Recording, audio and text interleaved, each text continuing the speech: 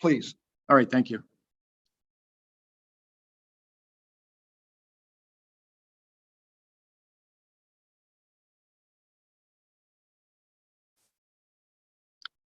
The case is now being recorded. Hear ye, hear ye, hear ye. All persons having anything to do before the Honorable, the Justices of the Massachusetts Appeals Court, now sitting at diverse locations for the Commonwealth, draw near and give your attention, and you shall be heard. God save the Commonwealth of Massachusetts. Court is open. Good morning and welcome to this Zoom en banc rehearing at the Massachusetts Appeals Court. I'm Chief Justice Mark Green. With me on the panel for this hearing this morning are Associate Justices William Meade, Peter Rubin, Gabrielle Wolohojian, Jim Milkey, Mary Sullivan, Amy Blake, Greg Massing, Vicki Henry, Ken Desmond, Peter Sachs, Sukyong Shin, Joseph Ditkoff, Savita Singh, John Englander, Catherine Hand, Marguerite Grant, Maureen Walsh, Rachel Hershfang, and Andrew D'Angelo, Christopher Hodgens, and Paul Smyth. We are here for a rehearing in the case number 2022 P300, Cassandra Ferrera versus Laurel Charland and others. Because of the size of the panel and the number of potential questions we will have for the advocates this morning, we have expanded the time for argument to 30 minutes. That timer display will appear in the left-hand corner. And with that, we have no further preliminaries. I will invite Attorney Fonseca to begin your presentation. Good morning, Your Honors. Gabriel Fonseca on behalf of Defendant Appellant Laurel Charland. We request that this court reverse the judgment from below for two reasons. First, it was clear error for the housing court to conclude that Ms. Charland accepted the landlord's tender because there was no evidence in the record of acceptance, not even a canceled check. And second, even if she had accepted the tender, 8A mandates possession for Ms. Charland because the amount due need not be a positive amount, but it can be zero. All that's necessary is prevailing on the underlying claim, which Ms. Charland did. Under 8A, a tenant is entitled to possession if the underlying claim is successful and is able to pay any balance that she might owe the landlord.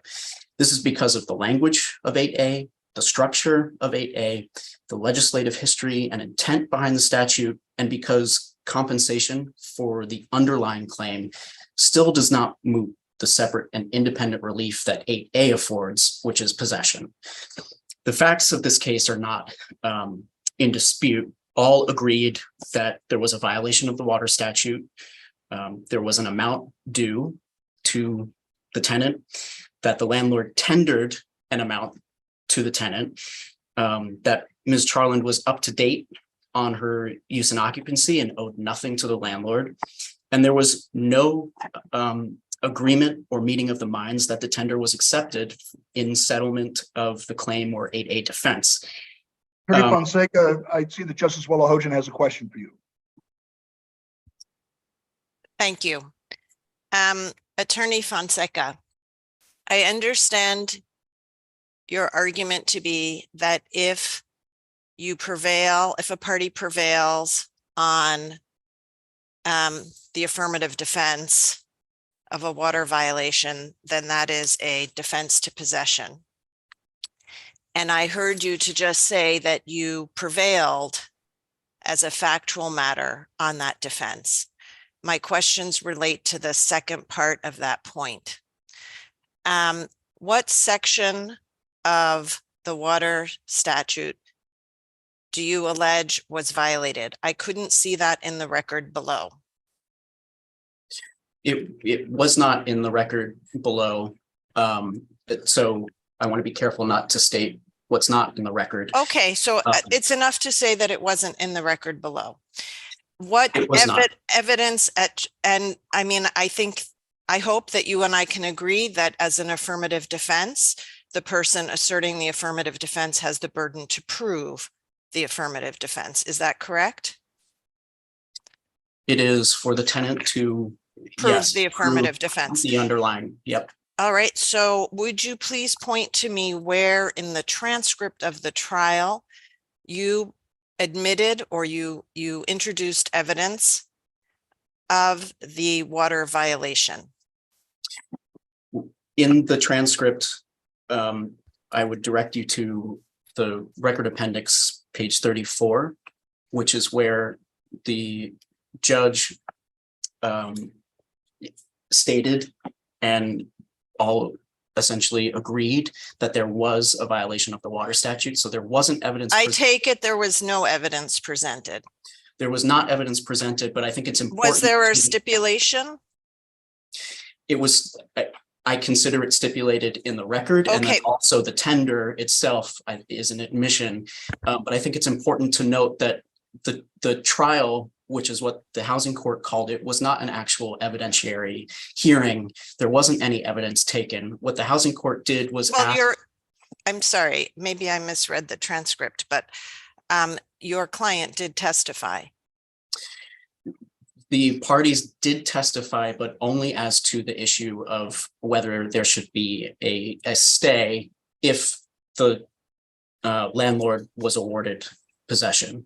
And so it was only on chapter 239, section 9. At the pre-trial conference, I saw that the parties identified whether there was a water violation to be one of the issues to be tried. I'm correct What the court about did that? was, you're correct that the remaining issue was the water statute as a defense to trigger 8A. It wasn't disputed, however, that there was a water statute violation.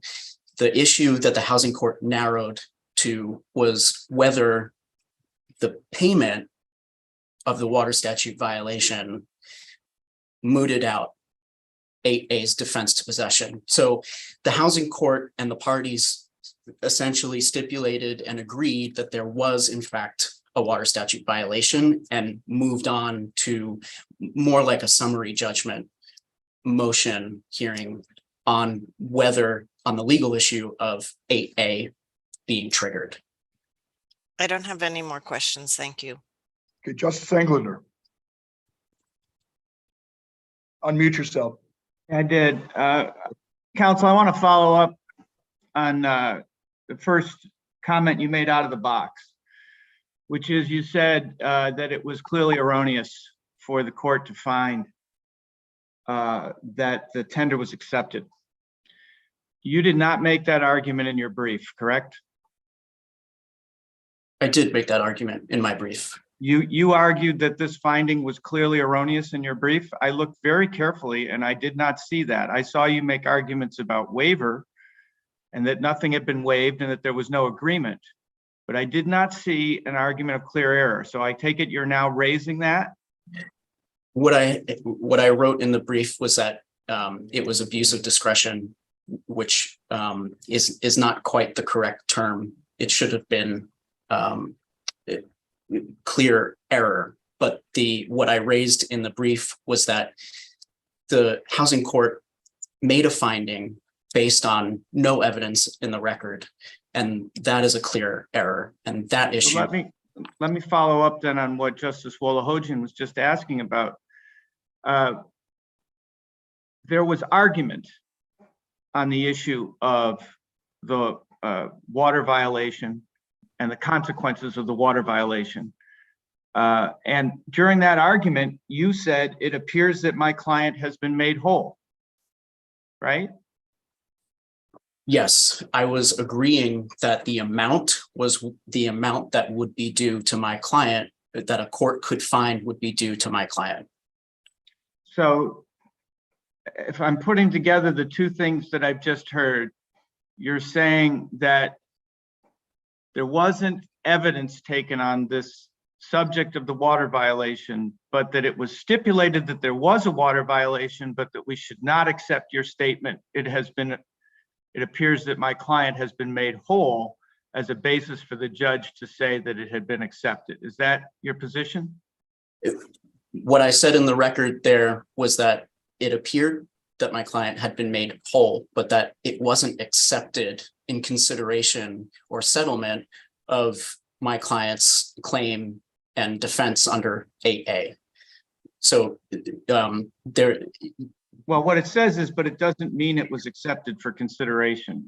That's the full complete statement you made on the record, right? It was not, Appears that my client has been made whole, yes.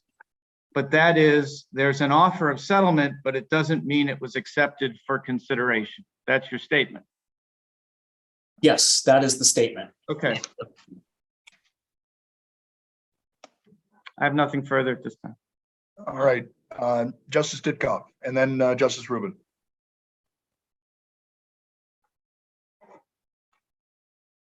You need to unmute yourself, please. I sure should, Chief. Thank you, Chief. Just to follow up on what Judge Englander was saying, I'm looking at your June 1st memo you filed in the housing court, and you wrote plaintiff subsequently reimbursed defendant for those charges, meaning the water charges. So regardless of whether that was a settlement or consideration, you agree that you got reimbursement for the charges, right? We never disputed that we didn't receive the tender, but we never accepted the tender in consideration or satisfaction. They didn't, okay, but those are slightly different things. When someone says I got reimbursed, I figure they took the money, whether or not they consider that a satisfaction of the claim or not. So are you saying you didn't take the money, or that it wasn't in consideration of settlement, or both? I'm saying that it wasn't accepted. We received it and put it in a safe, and it was not, and I don't want to be careful not to say what's not in the record, but we maintained throughout that it wasn't accepted in settlement or satisfaction of any claim that Ms. Charland had. Right, I get it. Thank you. All right, Justice Rubin. Thank you.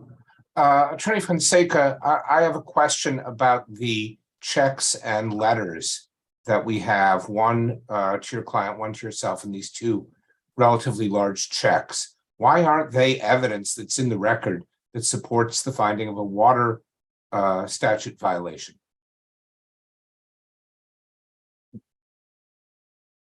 Those letters that are in the supplemental record appendix were stipulated to ahead of the June 2021 court event. So I'm just asking because I'm following up on Justice Wolohojian's question about whether there is evidence in the record to support that there was a water statute violation.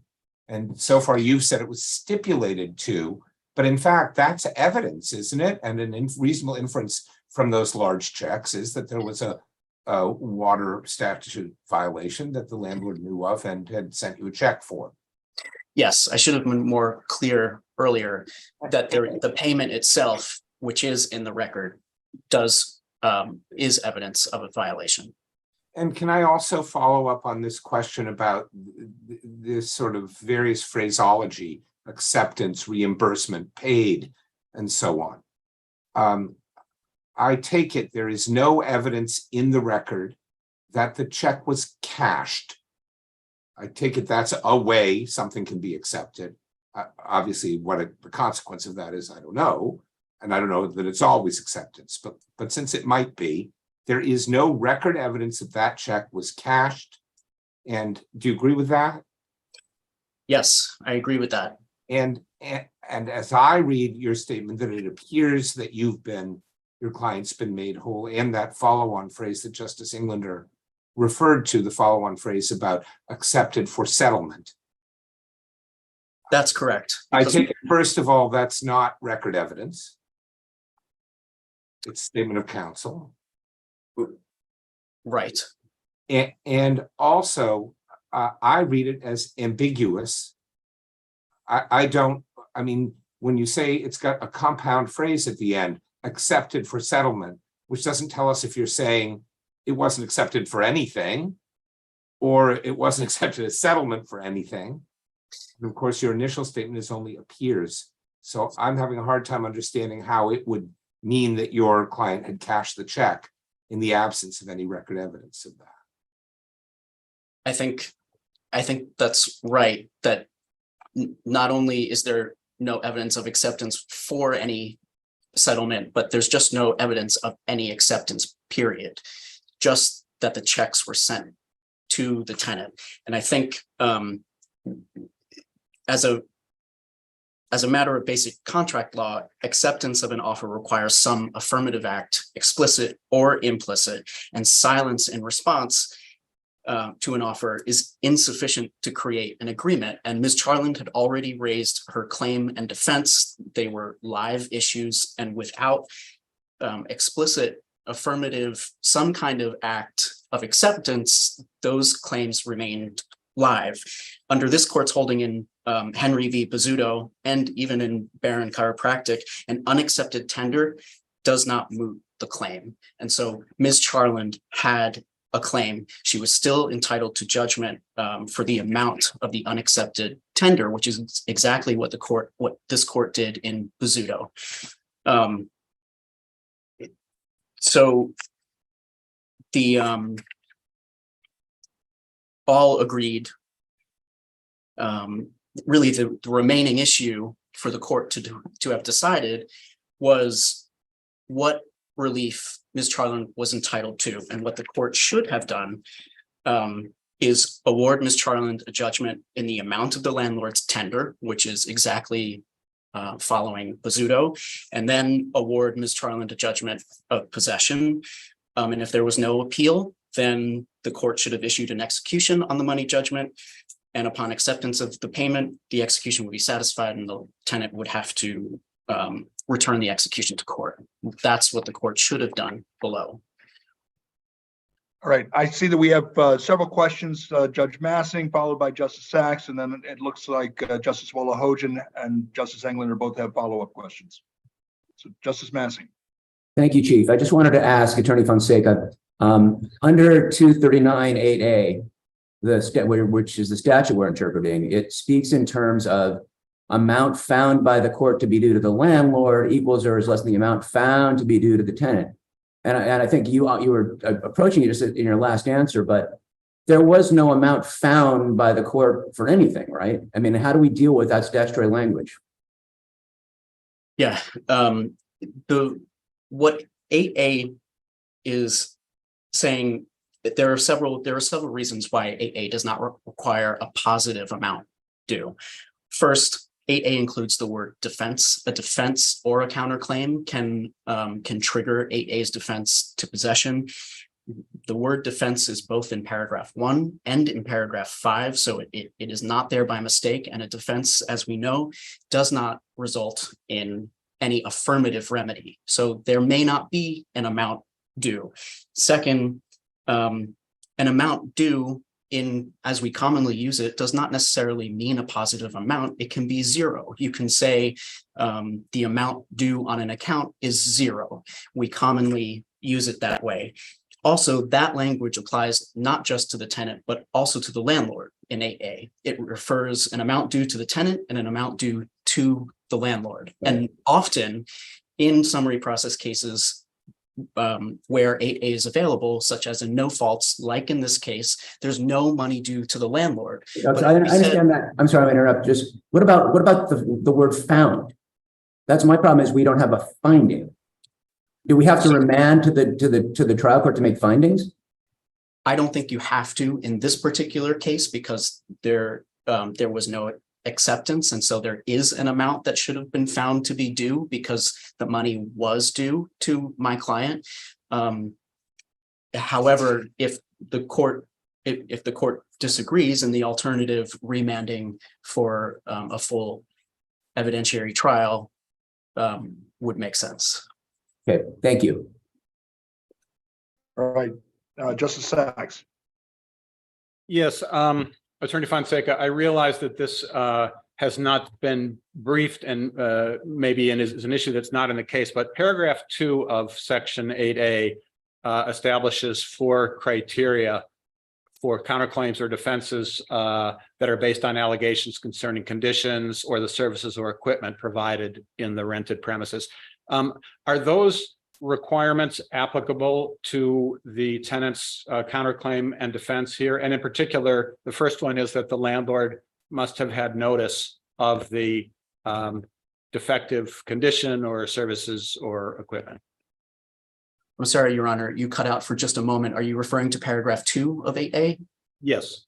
Okay, yes, paragraph 2 does not apply to the instant case because a violation of the water statute, while of course tenant protective falls under a violation of any other law, which is in paragraph 1. So Ms. Charlotte need not. I understand it may fall under that language. Why doesn't, and I'm just asking for an explanation, why doesn't paragraph 2 also apply? It refers to any counterclaim or defense based on condition of the premises or services or equipment provided therein. So if this was an issue of water service or absence of water conservation devices or whatever it might be, why doesn't the second paragraph apply? I suppose it could, but it more squarely falls within violation of any other law.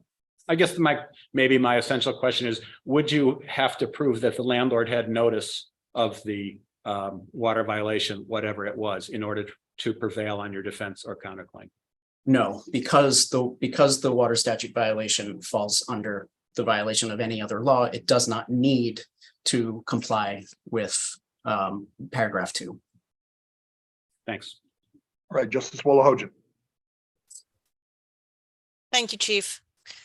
Attorney Fonseca, which section of or which subsection of section 22 do you contend the landlord here violated? I want to be careful again not to go off the record, but we had alleged that it was water conservation, but again, that is not in the record. Oh, is that your position now, that it is water conservation? Which subsection is it? I'm sorry.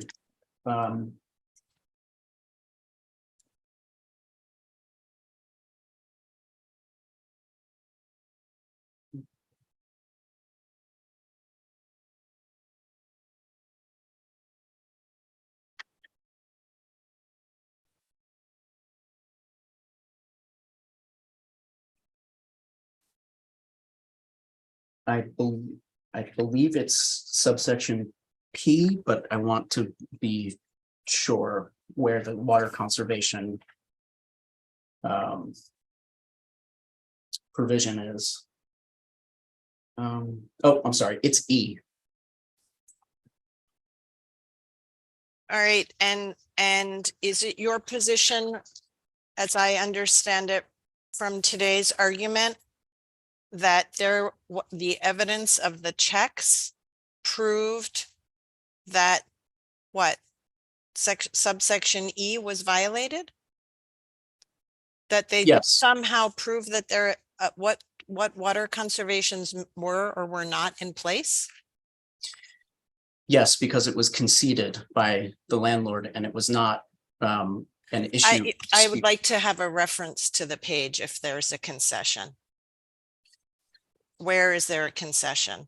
I see any potential water and sewer damages. I don't see a concession of violation. Would you please point me to one? Yes, first, the checks, as you know, the checks themselves are evidence of the violation, but also on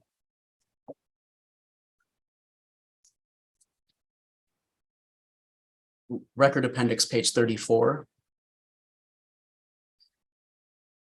lines 21 to 24, where the court says mostly that's okay, that's what you pointed to before. Yes, correct.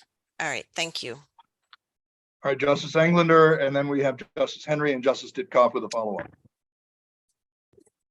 Yeah, I want to follow up on the questions before were about whether or not your client had accepted the tender. But now let's talk about, on the assumption that the client didn't accept the tender. First, I take it that you agree, or at least concede, that had the tender been accepted, it would have made your client whole. It would have satisfied. As to the claim. It would have satisfied the underlying claim. So no, it would not have satisfied the 8A defense. It doesn't make the defense to possession moot. Right, but it would have satisfied what was owed under the water statute. Correct. Okay, so let me just ask, so articulate for me your position under the statute on the assumption that you didn't accept the tender. So the tender was made, it would have satisfied what was owed under the water statute. What is the basis for saying that you're still entitled to possession under those circumstances? A case becomes moot only when it's impossible for the court to provide. I don't want to talk about mootness. Just what is your position under the statute for why you would be entitled to possession because you rejected a tender that would have made your client completely paid under the defense that you were raising?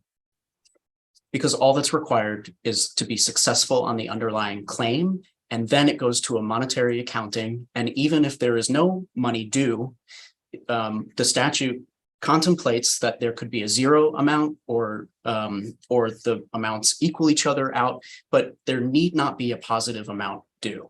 And so all. Okay, so that's based on the language of paragraph 5, yes. Right?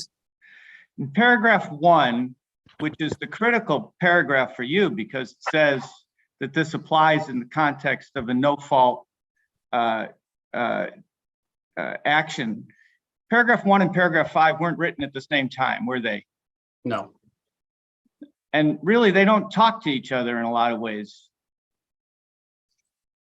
I think that's correct.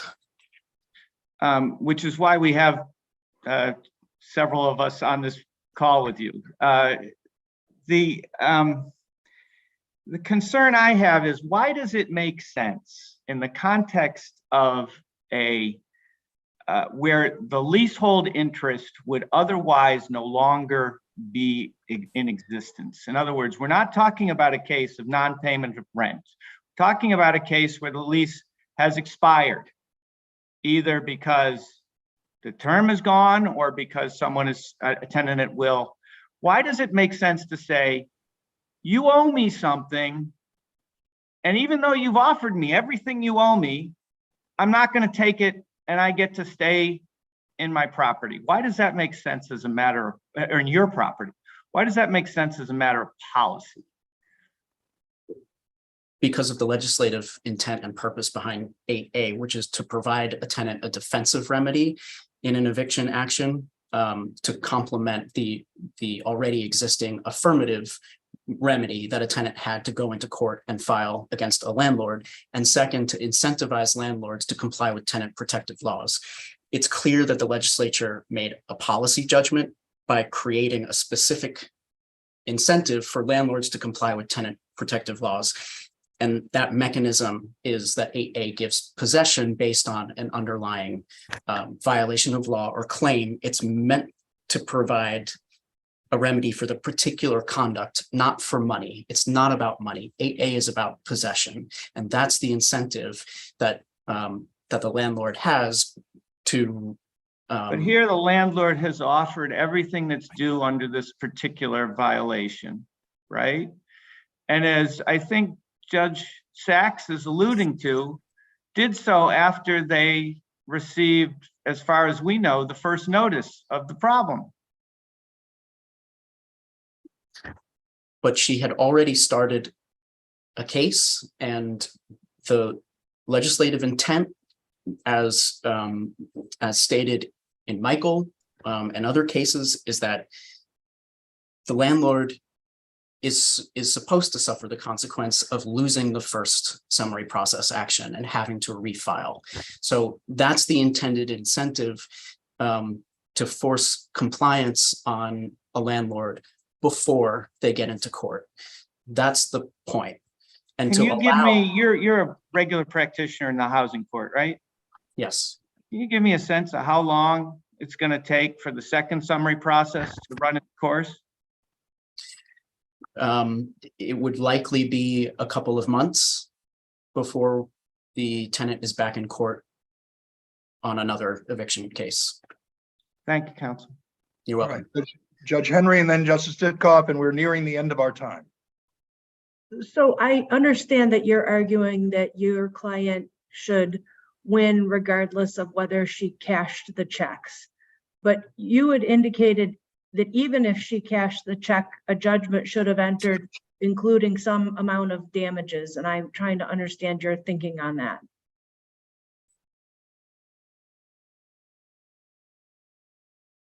Even if she had accepted, and even if the underlying claim no longer produced the damages for my client, she was still entitled to possession under 8A, because what 8A is saying is that.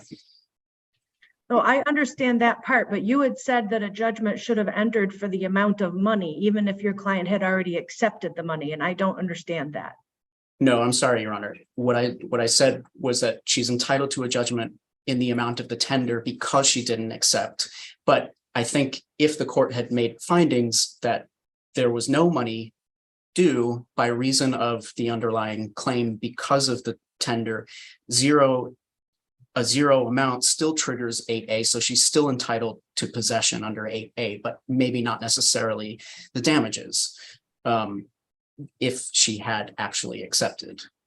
All right, and what you're saying is that what should have happened here is the landlord should have paid her the damages that were due. And I suppose they had a choice to continue on and then lose on the water claim, or they could have immediately dismissed and immediately refiled. Is that correct? They would have had to as to the second part, they would have had to settle the current case because issues were joined and they could not dismiss unilaterally at that point. Thank you. You're welcome. All right, Justice Ditkoff. That actually ties in well with my question, because I'm trying to figure out if you're right in an ordinary case, what happens next? And you said in your brief, nothing in the statute prevents the landlord from bringing a second summary process action for possession after he or she has remedied the violation. But you told the housing court that it'd be inconsistent with the intent of the statute to allow the plaintiff to evict her on a no-fault basis simply by commencing a second summary process action. So I want to know which it is. I think that statement, if I'm correct, is coming from a motion in a separate case. Is that correct? Yeah, a motion you wrote in the second summary process action that you say was the proper path here. Yes, because this case was still unresolved. And so it wouldn't make sense to go forward on the second case and lose possession while this appeal was still pending. This appeal was still live and her claims were still live. So just to be clear, your understanding of how the statute works is if the tenant loses, they get to have possession for the next 2 years while the appeal goes on. But if they win, they can be evicted a few months later. No, and I don't think my position is inconsistent. The claim was still live, and that's why a second case should not have been commenced. All right, thank you. Thank All you. right, I see one last question from Justice Desmond, and then we will move on to Attorney Farber. Thanks. My question may be really need to handle it there, but as we sit here today, is Ms. Charland still in the home at 51 Way Street in Ludlow? I'm sorry, is she still in the home? Yes. Yes, she is. Thanks. All right, thank you, Attorney Fonseca. I just remind you to put yourself on mute. Attorney Farber, you may proceed. Thank you.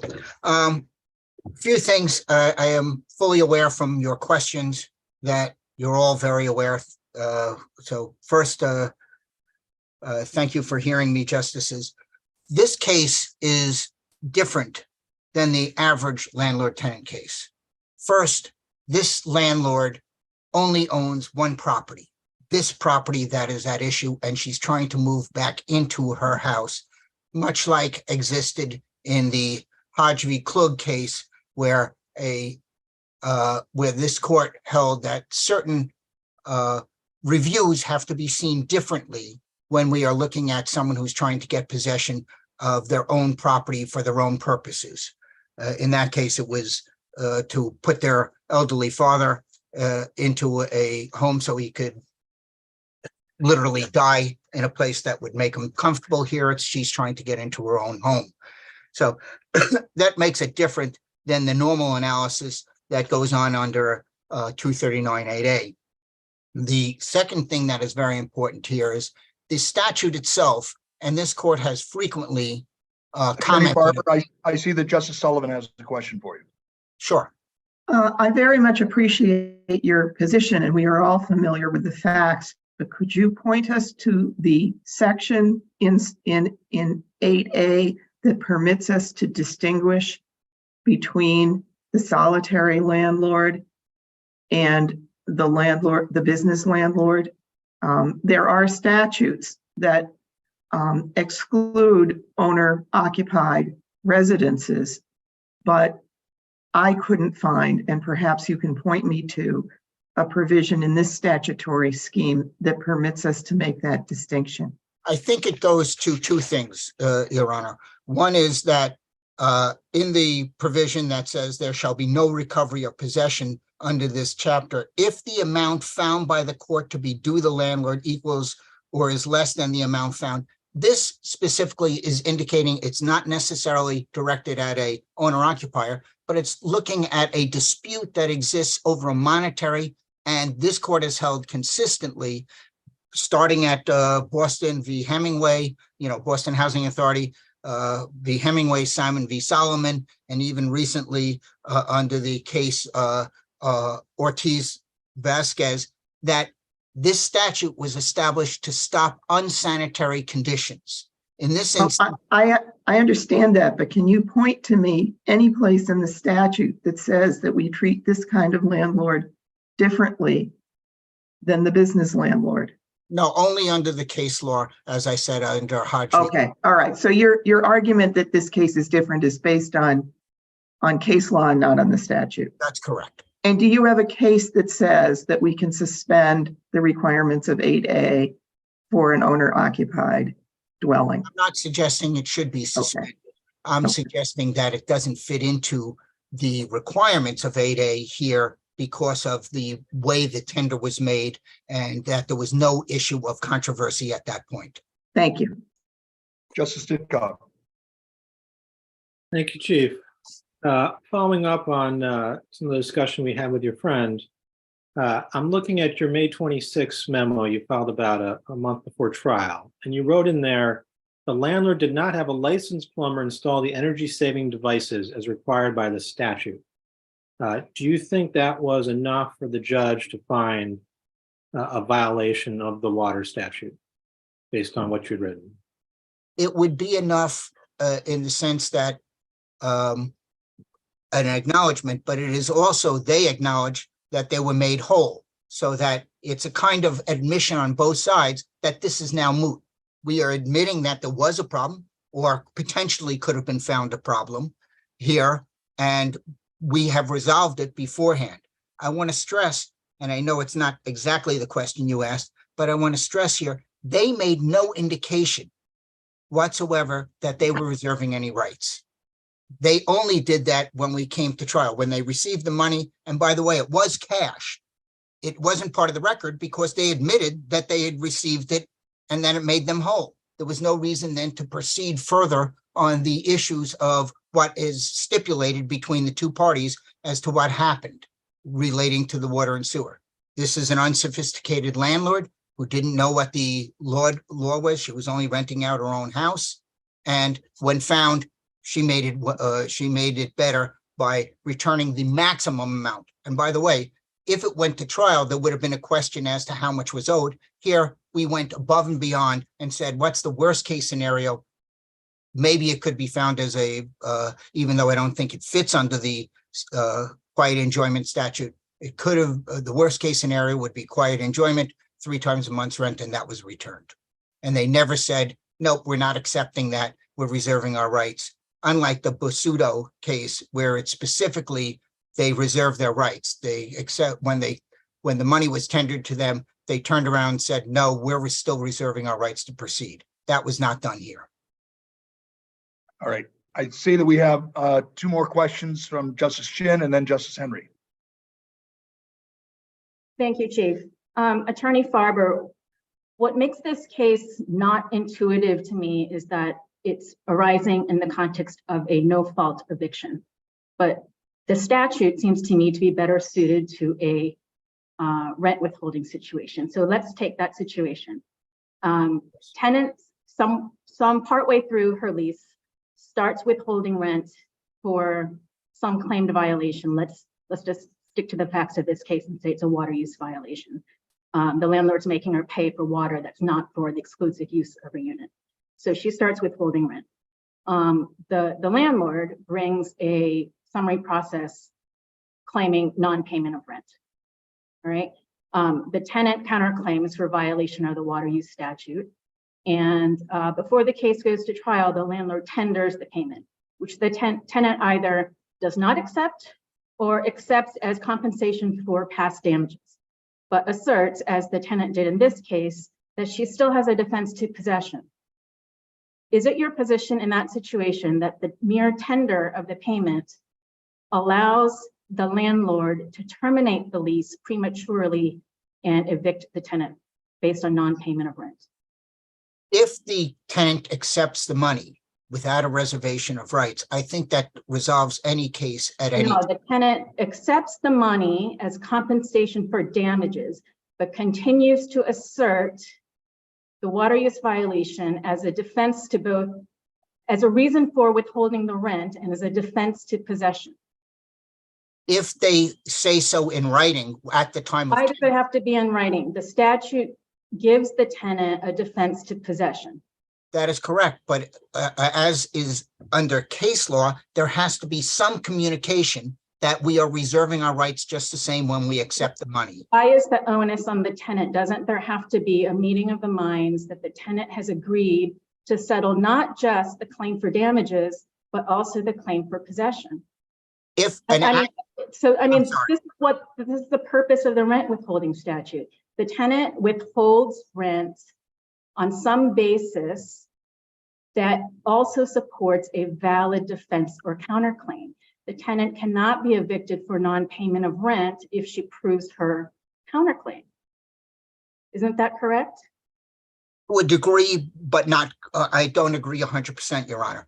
The big difference is, again, that whether it has been resolved or not is the question. Here, we can assume resolution by action. If they accept the money without indicating that they are reserving their rights at that time, that is an action. You still need damages at the time of trial. I mean, you're talking about most of the time unsophisticated parties who are not represented. They're successfully claiming a violation of some law. The landlord gives them payment.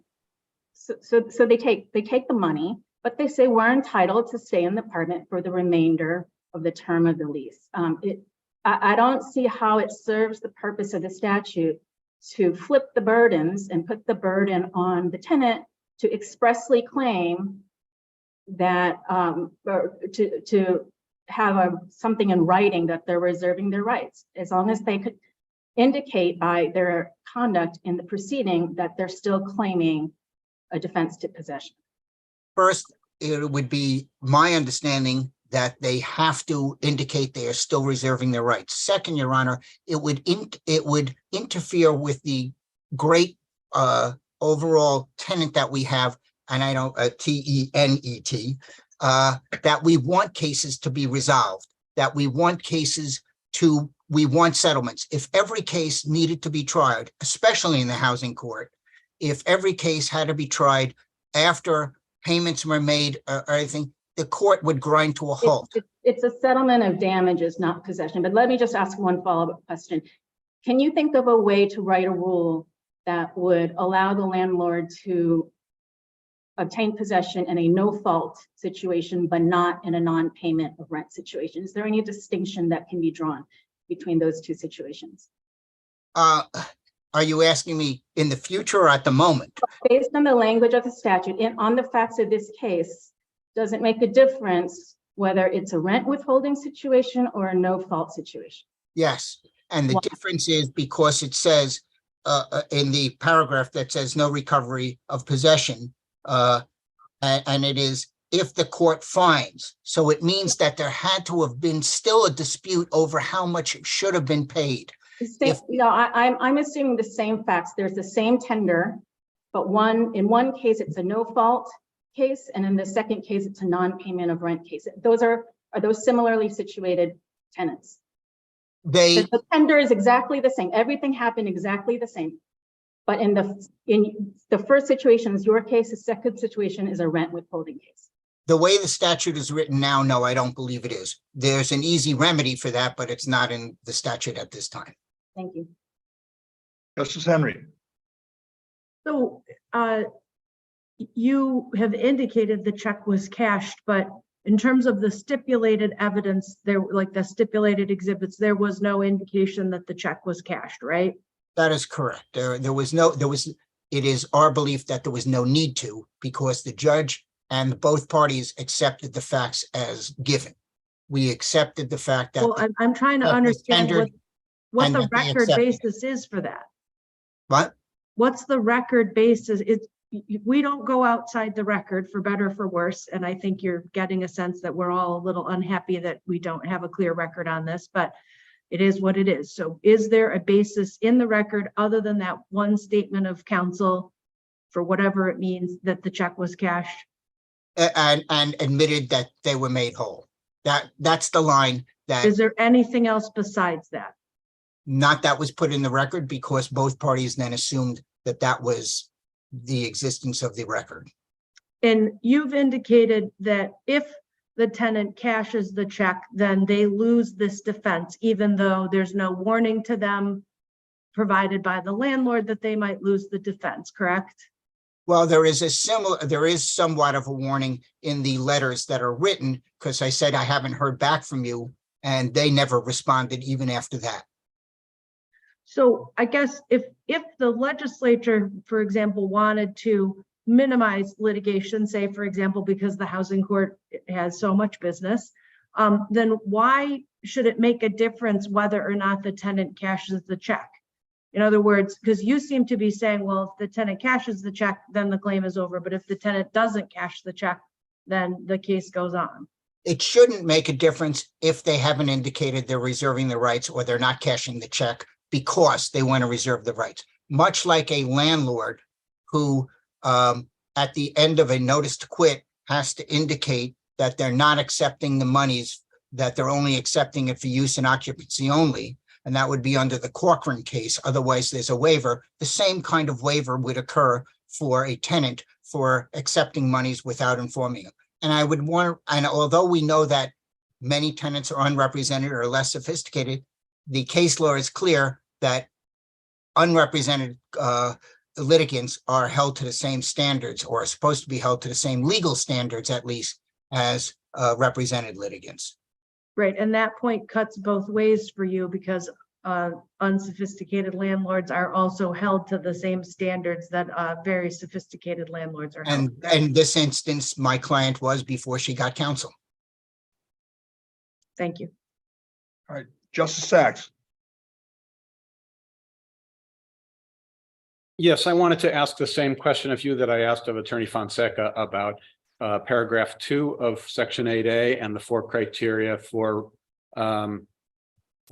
success on a counterclaim or defense related to conditions, services, or equipment. Do you contend, and you haven't argued it in your brief, but do you contend or believe that those criteria would apply in a case like this? And specifically, would the tenant have to prove that the landlord had notice of the water violation, whatever it was? If it went to full trial and there wasn't any stipulations to any of the facts, yes, they would. they would have to prove those four, well, it's the burden isn't on the tenant for all four of them. In some cases, the burden is on the landlord, but those four criteria would have to be satisfied for this sort of counterclaim and defense? Yes, it would. It's always the burden of proof of the person who's trying to bring that claim. Well, I mean, several of those criteria are phrased as whether the landlord has proven, even if it's on a counterclaim or defense. It is, but it's also burden on the tenant that it wasn't caused by the tenant, that the landlord had noticed, all those kind of requirements also. So it's always on the burden of proof of the person who is presenting a claim. They have to meet all the elements. Thanks. Justice Massing. Thank you. My question is, so there were no findings by the court and no proof even on the water violation statute. And that's partly because the parties, there was an understanding, if not a stipulation, that there was a violation. And there was an understanding that the defendant had been made whole for the violation.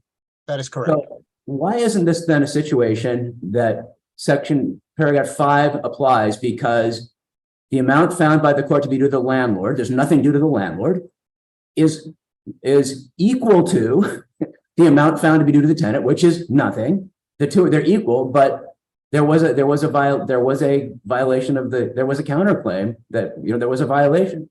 And so so why is it not, they're equal, and therefore there's no recovery of possession? Because it's made moot by the acceptance of money before trial. If it was still at trial and it had been at that time and made, then there would be a finding. There was no finding here because there was no need for a finding, because it had already been made moot way 2 months earlier.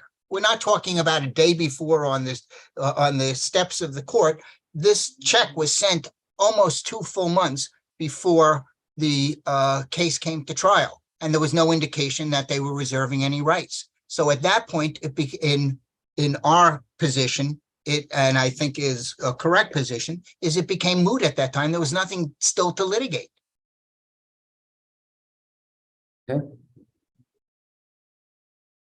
All right, I see one more question, a follow-up from Justice Sachs. Sure. Yes, mootness doesn't have a lot of appeal for me here because the question on mootness is whether there's any further relief that can be granted to the party. And that seems to me to depend on whether the statute allows the tenant to keep possession, even if all of the money has been paid. So before we decide whether this case is moot, don't we have to know whether the statute allows the tenant to retain possession when no money is due, or takes that possession issue out of the case? Clearly, that's the main issue before your honors, but it is our position there has to be an issue at controversy at this point. Still, I believe when my brother counsel, Attorney Fonseca, said that this case is not about money, but possession, I disagree. I believe the statute 239(8)(a) is really about money, not about it. Possession is a consequence of a claim for damages that is still live. Now, the landlord could turn around and say, I think it should only be this amount, and you're asking for 2 times that amount. But there has to be a live controversy before the court, by the time it comes to trial. And there was no longer a live controversy. Therefore, I think 239(8)(a) is no longer applicable. So if at trial, the landlord proves that the tenant owes $1 and the tenant proves that the landlord owes $1, then the amounts are equal and the defense to possession would apply, correct? That's correct, because they hadn't resolved it before it came to trial. Well, they hadn't resolved the money due. That's correct. And I think the statute is all about the money. So because of the dispute over the $1 owed either way, the tenant retains possession. That is correct, because they never resolved that issue. Yes, and if the tenant owes $1 and the landlord owes nothing, then the tenant can cure within a week after judgment by paying that $1, and then the tenant retains possession. That is correct, but again, it's because it was still a live controversy at the time it came to trial. That's This was not. the landlord's claim of the dollar due from the tenant. That's correct. Okay, so, but if neither party owes any other party money, either for back rent or conditions violations, then if they owe $1, the defense to possession exists, but if they owe $0, then it doesn't exist. That would be if there was still a live controversy, that it had been resolved at that point, yes. What policy interest would that further to Would allow further, the tenant to retain possession if $1 is due each way, but not if $0 are due either way?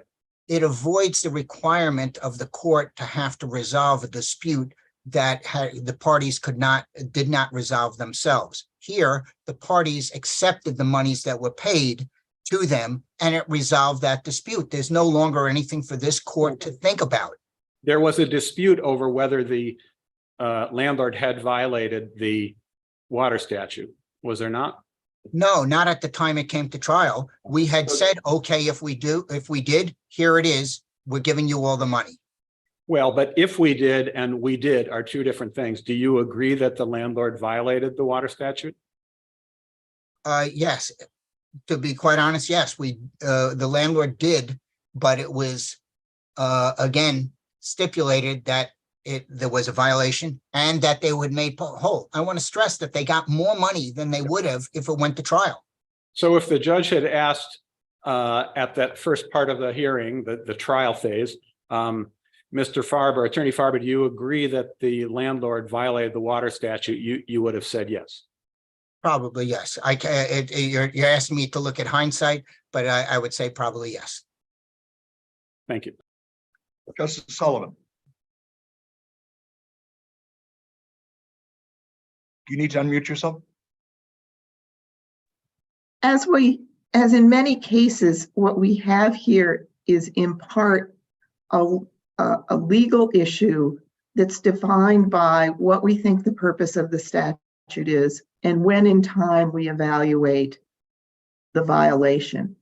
And I appreciate your argument regarding findings. You're looking at findings as of the moment the case goes to trial.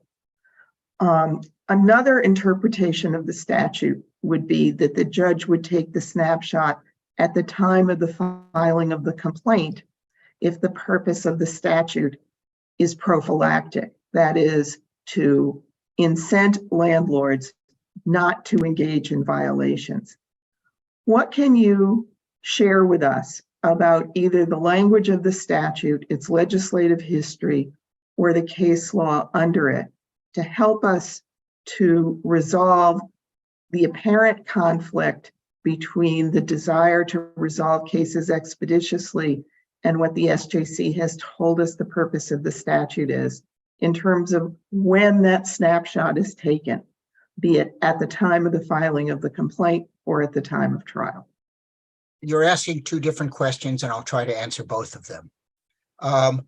First, the purpose of the statute by the legislative history and by this judicial history is to stop unsanitary, uninhabitable conditions from occurring. That was why the counterclaim statute was established, and it's clear from its legislative history and from Simon v. Sullivan and Boston Housing Authority versus Hemingway cases, that was the true purpose of it, to stop unethical behaviors by landlords.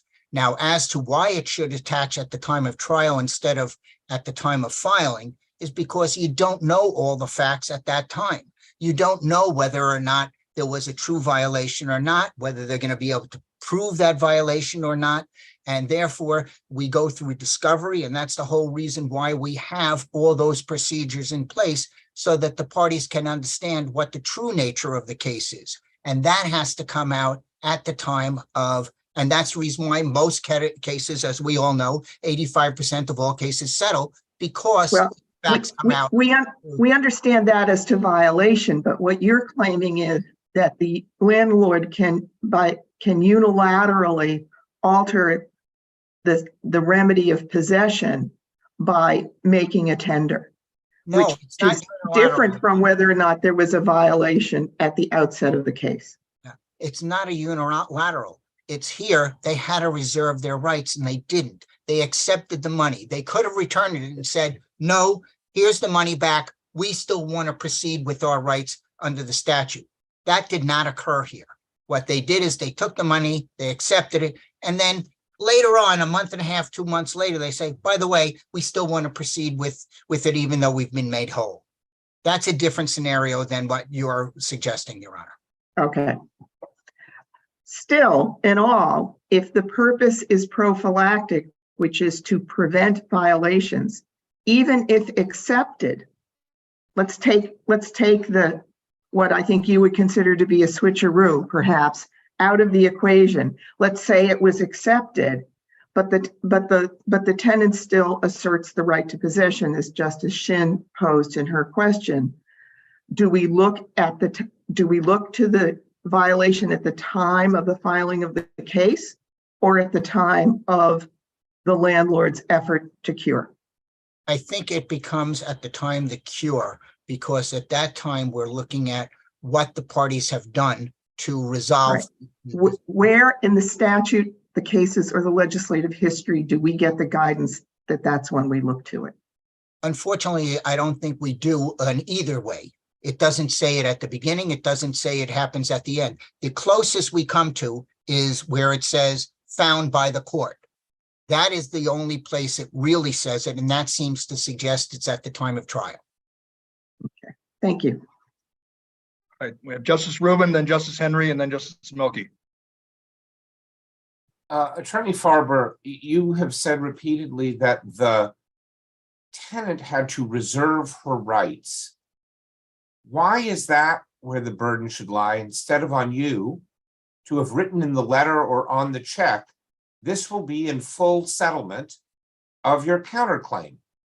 It doesn't say that anywhere in the letter or on the check. Someone might think that that was deliberately done because someone might not accept a check that said that on it. But why shouldn't, I mean, are we going to create a rule now that you can settle cases with a check that just says this covers your water payments or overpayments or something, without saying, and it's in full satisfaction, whatever, some ordinary way that people settle claims? Your Honor, I would say it is implied in what was said in the letter. If I didn't mention the water and sewer, if I didn't mention that claim, that might have been, I agree, then there's a question as to what this payment was for. It specifically says, enclosed will find a check for which represents 2 times the amount you paid for water and sewer. What else are you supposed to assume that it's for if it isn't for the settlement of the water claim? I'm sorry, when people settle claims, they sometimes have explicit language saying that they're settling claims. I admit, Your Honor, that I maybe should have written it as saying this, and this therefore settles that claim, but I think it's implied that, and in the second letter, Your Honor, I would point out, it says that this represents a return of potential water and sewer damages under the law that would make the return equal to 3 times a month's rent. I had requested a response from you well over a week ago, but you received just received your response today. So it was in there specifically saying, I think this is resolving it. And they never said, nope, it's not resolving it. We're taking the money, but we're still reserving our claims. They never said it.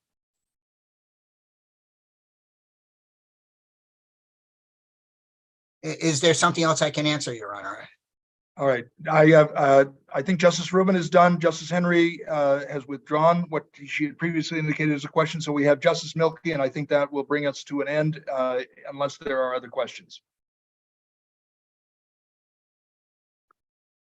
Thank you. You have drawn a distinction several times between the context of this case and one in which there are actually unsanitary code conditions and such. My question is why? I mean, why wouldn't the arguments you're asking us to accept apply equally in that context? For example, say there was raw sewage spilling into the apartment and the landlord fixed it and offered a check to the tenant saying, and here's $500 for your troubles, and the tenant cashes it. Why, under your logic, wouldn't this be moot at the point of trial? It would be moot if they accepted those monies, and it happens, Your Honor, every day. I see that. I do hundreds of these a year, and I see that literally dozens of times every day, every year, that those kind of situations happen. The issue is here is we're trying to encourage, to answer the previous justice's question, 239.8a is trying to get landlords to act responsibly. And not all landlord-tenant issues arise at the time of unethical behavior at the beginning of the tenancy. This one, my client did not know, but it did not hurt the tenant's possessory rights. It was an economic violation. When she realized it, all right, here you are, you're whole. And it was never something that required further after that, because, all right, water, sewer, I'm going to pay from now on, and you're whole. There is no still open controversy going on.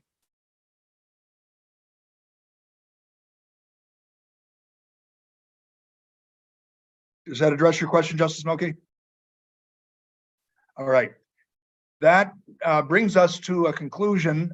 We've gone over time on both sides, but I want to thank counsel. I want to thank the members of the panel, and I especially want to thank our support team, the clerk's office and the administrative support team, and particularly our session clerk, Matthew Cutting, and our tirelessly diligent IT support assistant, Tom Carter.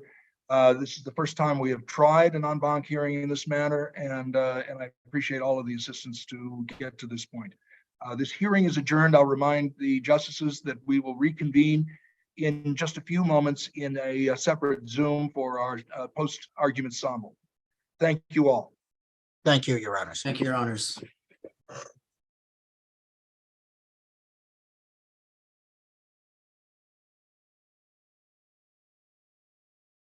Have a nice weekend.